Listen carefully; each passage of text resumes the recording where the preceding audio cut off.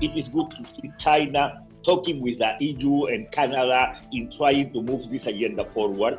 It is good to see China organizing the other side of the development agenda, that it is the biodiversity one. So I think that China has identified as a top priority their own leadership in this kind of topics, because it is about survival, it is about the planet, it is about our future.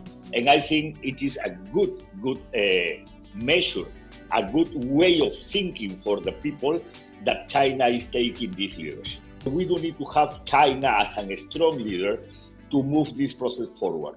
And that is important because we have, on the other hand, the US saying that they are planning to withdraw, and they have already asked to withdraw for the Paris Agreement.